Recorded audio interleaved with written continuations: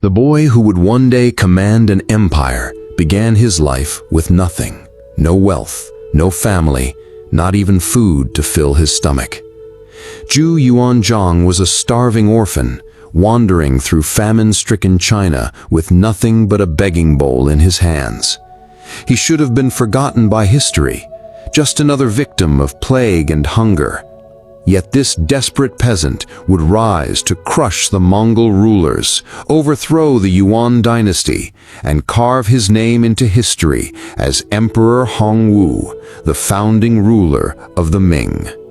How does a beggar become the master of China?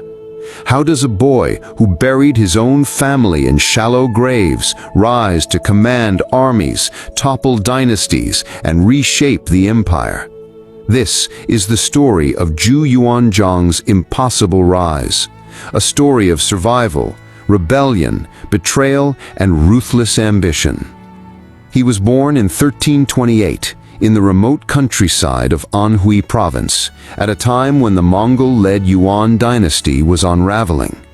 The Yuan had once commanded the might of the world. Founded by Kublai Khan, grandson of the legendary Genghis Khan, the dynasty stretched across China and into lands beyond. But by the 14th century, the glory of the Mongol conquest had rotted from within. Court officials grew fat with corruption. Taxes crushed the peasants, and natural disasters seemed to curse the land year after year. For the Chinese people, life under the Yuan was not peace, it was suffering. Zhu Yuanzhang's family knew this suffering better than most. His parents were poor tenant farmers who worked the land but could never claim it as their own. Each season, they labored under the sun, only to see their harvests seized by landlords and tax collectors.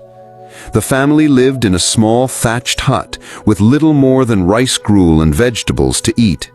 When famine struck, even that vanished. For Zhu, childhood meant hunger as a constant companion. The crisis deepened when a devastating plague swept across the region. One by one, his family members fell. First his father, then his mother, then brothers and sisters, until only Zhu remained. The boy who had once run barefoot in the fields was left utterly alone, forced to bury his family in shallow graves. With no land, no wealth, and no one left to care for him, he became a wandering orphan, drifting from village to village in search of food. In those desperate years, Zhu carried nothing but a begging bowl. He lived on scraps, sleeping in abandoned huts or beneath temple roofs. The world around him was collapsing. Bandits roamed the countryside, soldiers extorted villagers, and floods washed away entire communities. Yet as he wandered, Zhu observed. He saw how the Yuan officials cared nothing for the suffering of the people. He saw how ordinary Chinese were treated as second-class subjects in their own land, while Mongol elites lived in luxury. Each cruel injustice etched itself into his memory, building a quiet fury inside him. At 16, Zhu stumbled into a Buddhist monastery. The monks took him in, giving him food and shelter in exchange for work. For the first time, he had a roof over his head and something more than scraps to eat. But even the temple was not immune to the chaos outside. When famine struck again, the temple could not support all its monks, and Zhu was once more cast out to beg. This cycle of refuge and exile defined his early years. He would stay in monasteries, then return to the roads when hunger returned. Yet Buddhism left its mark on him. He learned to read simple texts, listened to sermons about morality and justice, and absorbed lessons about human suffering. These teachings would shape him, but they would not make him gentle. They would harden him, teaching him that the world was harsh and survival required more than prayer. It required action. By his early 20s, Zhu was still a wandering beggar, his future uncertain. But China itself was approaching a breaking point. The Yuan dynasty's rule was crumbling. Heavy taxes and forced labor had pushed peasants into open revolt. Secret societies and rebel armies were rising across the land, each claiming to fight for justice, each vowing to drive out the Mongols. Among the most powerful of these groups was the Red Turban Rebellion, a movement rooted in millenarian Buddhist beliefs which promised to overthrow the Yuan and restore peace to the people. When fate brought Zhu Yuanzhang into contact with the rebels, he faced a choice: remain as starving wanderer or risk his life by joining the fight. With nothing left to lose, he chose rebellion. And that decision would change not only his life, but the course of Chinese history. When Zhu Yuanzhang joined the Red Turban rebels, he was just another desperate peasant with little to offer. He had no wealth, no rank, and no noble blood. But what he did have was resilience, sharp instincts, and an ability to read people.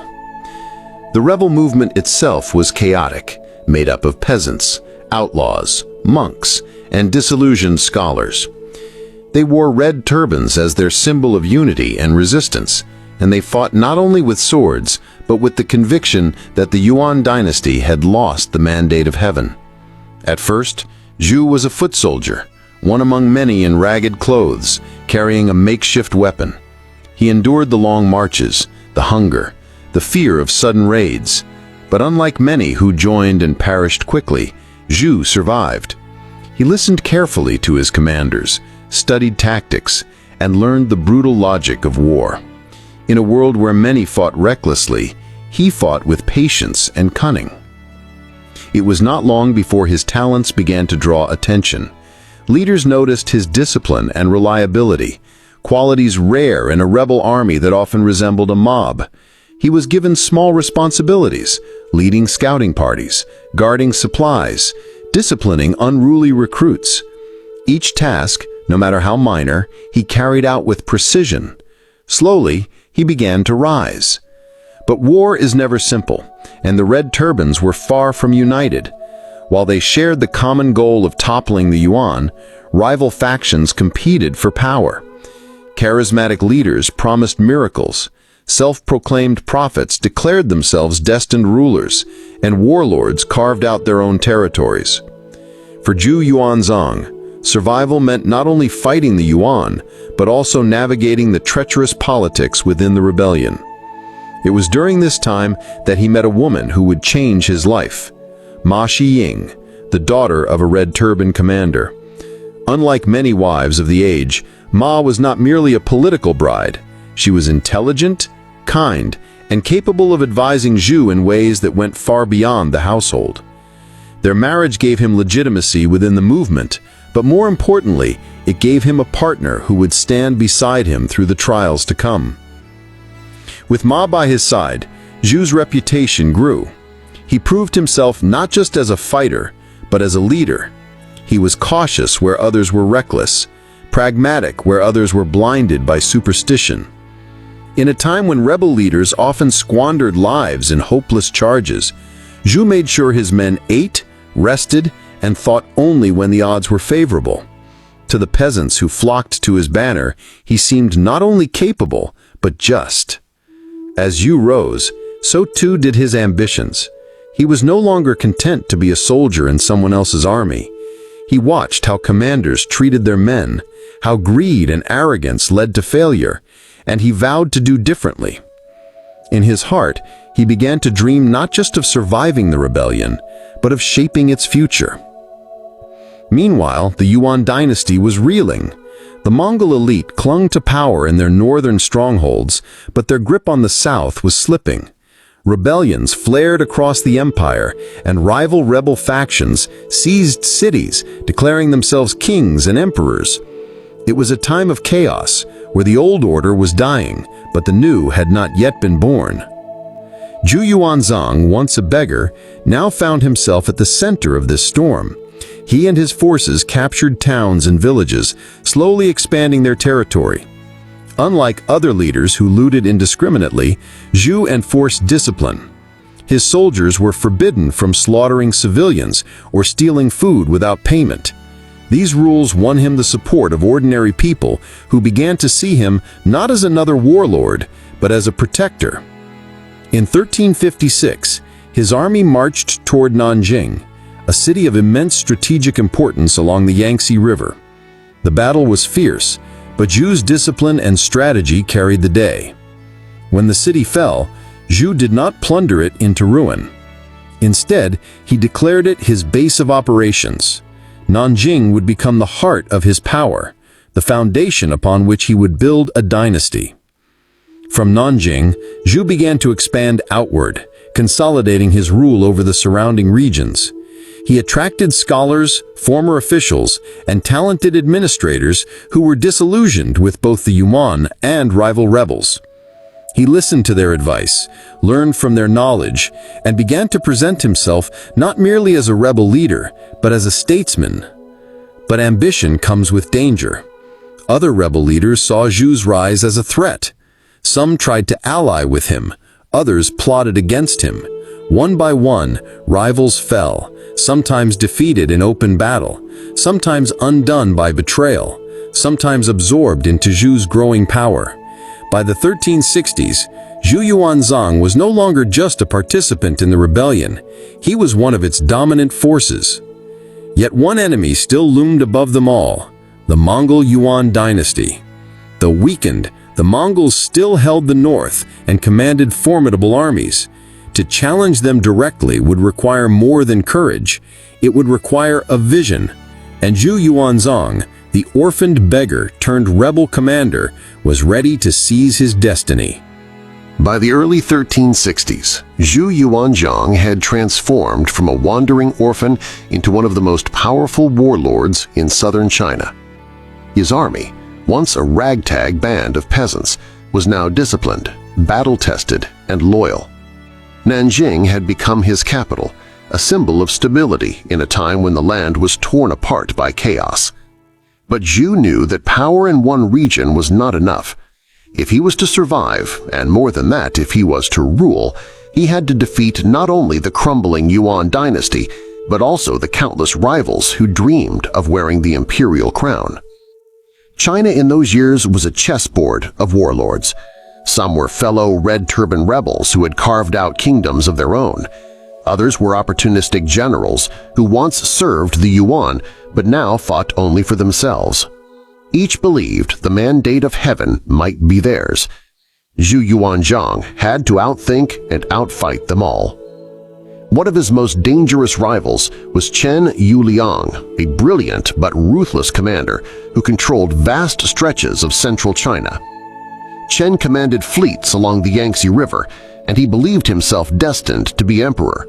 His arrogance matched his power, and he saw Zhu as a mere upstart peasant who needed to be crushed. The clash between Zhu Yuanzhang and Chen Yuliang would decide the fate of southern China.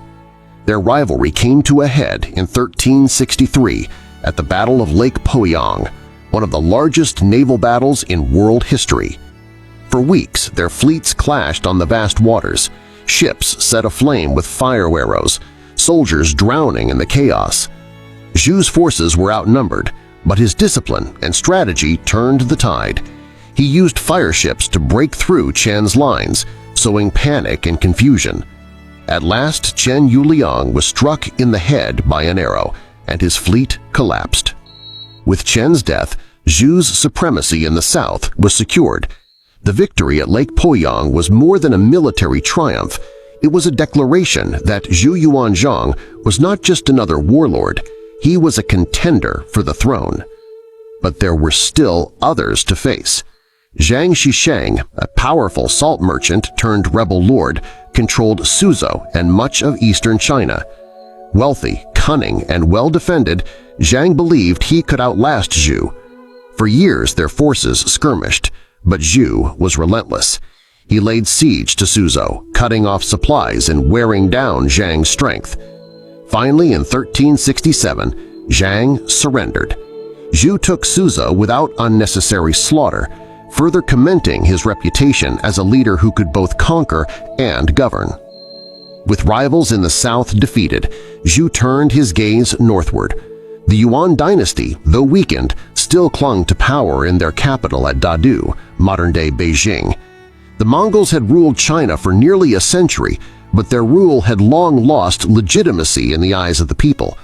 Corruption rotted the court, rebellions spread like wildfire, and even Mongol generals abandoned their posts. Still, the Yuan were dangerous. To overthrow them would require Zhu's full might. In 1368, Zhu made his boldest move. Declaring that the Yuan had lost the mandate of heaven, he proclaimed the founding of a new dynasty, the Ming. He took the reign title Hongwu, meaning vastly martial, and sent his armies north to strike the final blow. His generals marched with disciplined precision, sweeping through Yuan territory. Cities opened their gates rather than resist. Peasants, weary of Mongol oppression, welcomed the Ming banners. When Zhu's forces reached Dadu, the Mongol court panicked. The Yuan emperor fled north into the steppes, abandoning the capital without a fight. For the first time in nearly a century, China was free of foreign rule. Zhu Yuanzhang, the beggar who once roamed the countryside with a begging bowl, now sat upon the dragon throne as Emperor Hongwu, founder of the Ming Dynasty.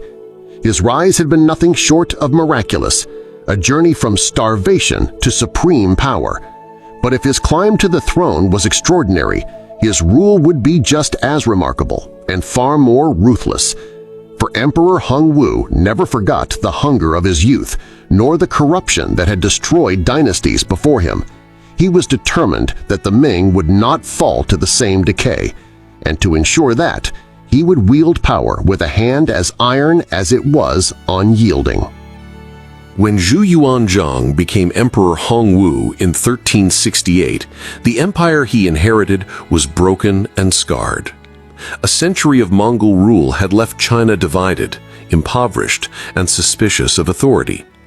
Banditry still plagued the countryside, corruption rotted the bureaucracy, and the memory of famine was never far from the minds of the people. For most rulers, these problems might have seemed overwhelming. But Hongwu approached them with the determination of a man who had survived hunger, plague, and war.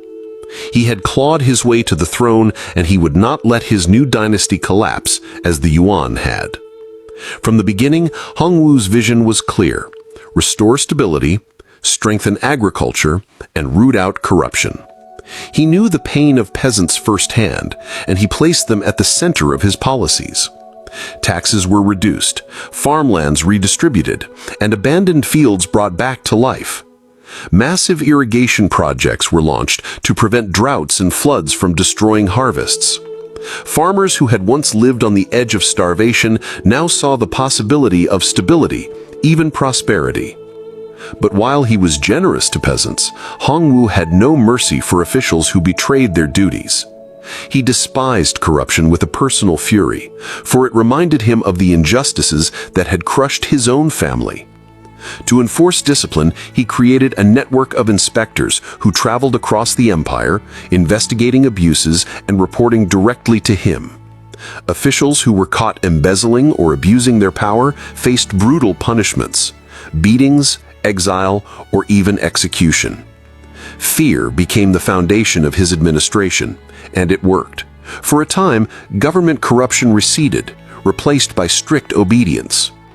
Yet Hongwu's reforms went far beyond punishing corrupt officials. He rebuilt the civil service system, restoring the examination process that had been weakened under the Yuan. Scholars and administrators were once again selected through merit, at least in theory. The loyalty to the emperor was always the ultimate qualification. He drafted new legal codes, emphasizing order, morality, and obedience.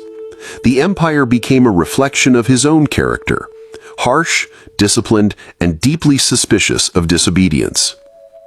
Still, even as Hongwu reshaped China into a stronger state, his darker instincts began to show. He had risen to power through rebellion and betrayal, and he never forgot how fragile authority could be. In his mind, plots and conspiracies lurked everywhere. Trusted generals who had once fought at his side became targets of suspicion. Ministers who spoke too freely found themselves accused of treason. Even family members were not safe from his paranoia. One of the most infamous episodes of his reign was the purge of Poyang, his prime minister. Hu had been a capable administrator, but as his influence grew, Hongwu became convinced he was plotting a coup. Whether the accusations were true or imagined, the outcome was brutal. Hu was executed, and tens of thousands of officials were implicated and put to death in a purge that sent shockwaves through the empire. Afterward, Hongwu abolished the office of prime minister entirely, ensuring that no single official could ever rival his authority. From then on, all power flowed directly to the emperor himself. These purges became a hallmark of his rule. Over the years, countless officials and generals were executed on charges of treason, often based on little more than suspicion. In one wave of purges, it is said that 30,000 people were killed. The emperor, who had once been a peasant among peasants, now ruled with a terror that made even his closest advisors tremble. Yet despite this atmosphere of fear, the Ming Dynasty flourished under his iron hand. Agriculture boomed, trade revived, and the population began to grow again. The capital at Nanjing became a symbol of order and prosperity, filled with bustling markets, scholars, and artisans. For the first time in generations, the people of China had a government that was Chinese, not foreign. And that alone gave the dynasty legitimacy and pride. But Hongwu's obsession with control went beyond politics and economics. He sought to regulate the very lives of his subjects, down to the smallest details. He issued instructions on how peasants should dress, how families should behave, how communities should govern themselves. Villages were required to keep registers of households, land, and taxes, ensuring that no one escaped the emperor's watchful eye. It was a system of surveillance as much as governance, designed to keep rebellion from ever rising again. At the same time, he could be surprisingly compassionate, at least to those who reminded him of his own hardships. When he encountered peasants who struggled with hunger, he sometimes forgave their debts or granted them land. He encouraged large families, believing that a strong population was the foundation of a strong empire. His laws often protected the poor from the abuses of landlords. In this way, he remained true to his roots, never forgetting that he had once walked barefoot through the fields with an empty stomach. But his compassion always coexisted with cruelty. To maintain his authority, he believed fear was essential. He once declared that it was better to kill 100 innocent men than to let one traitor go free. For those who lived under his rule, the Ming Dynasty was both a blessing and a terror, a time of order and prosperity, but also of relentless suspicion. As the years passed, Hongwu grew older, but his vigilance never softened. He saw enemies in shadows, conspiracies in whispers, treachery in silence. His paranoia spread across the empire, ensnaring ministers, generals, and even distant relatives. Yet through it all, he remained the unchallenged master of China, the man who had risen from nothing to command everything. By the late years of his reign, Emperor Hongwu stood as one of the most powerful men in the world. He had brought down a dynasty, unified a fractured land, and forged a new empire that would last for nearly 3 centuries. But power had not brought him peace. If anything, the longer he ruled, the deeper his suspicions grew, until paranoia seemed to consume him entirely. The empire was stable, but Hongwu feared it could collapse as suddenly as it had risen. He remembered too clearly the days of the Red Turban rebellion, when ambitious men schemed for crowns and armies switched loyalties overnight. He had seen dynasties toppled not by foreign invaders, but by betrayal from within. In his mind, danger always lurked close at hand, waiting for a moment of weakness. So he tightened his grip even further. More purges swept through the bureaucracy. Generals who had once been celebrated as heroes of the revolution were accused of treason and executed. Court officials learned to speak cautiously, measuring every word, for even the slightest misstep could cost them their lives. Fear spread like a shadow over the imperial palace. Yet beyond the walls of the court, life for ordinary people was often better than it had been in generations. Harvests were stable, villages grew, and the great canals carried grain to the cities once again. The dynasty provided order, and order meant survival. The peasants who had once starved alongside Zhu Yuanzhang now lived under his laws, their bellies fuller, their fields more secure. To them, the emperor was a paradox, harsh and terrifying, yet also the protector who had ended a century of Mongol domination. Hongwu also turned his attention to securing his dynasty's future. He had many sons, and he worked carefully to arrange their roles in governing the empire. He granted them military commands and territories, believing that keeping power within the family would prevent outsiders from seizing control. Yet even with his own blood, he could not silence his suspicions. Princes who seemed too ambitious faced his wrath, and loyalty was never assumed, only demanded. As age weighed upon him, Hongwu began to contemplate his own mortality. He had outlived famine, plague, and war, but no emperor could outlive death. He prepared his mausoleum in Nanjing, a vast resting place fit for the founder of a dynasty. He drafted detailed instructions for his successors, outlining not only how to govern, but how to avoid the mistakes that had destroyed past dynasties. It was as if his iron hand could still guide the empire even from beyond the grave. In 1398, at the age of 70, Zhu Yuanzhang, Emperor Hongwu, died. His reign had lasted 30 years, a span of time that reshaped China's destiny. When he passed, the empire mourned, but perhaps with a mixture of grief and relief. For while he had been a ruler of immense strength, he had also been a man of relentless suspicion, and life under his gaze had been a constant trial. Yet history could not forget what he had accomplished. The boy who had once buried his family in shallow graves had risen higher than anyone could imagine. He had overthrown the Mongols, ended a century of foreign rule, and established a dynasty that would endure until the 17th century.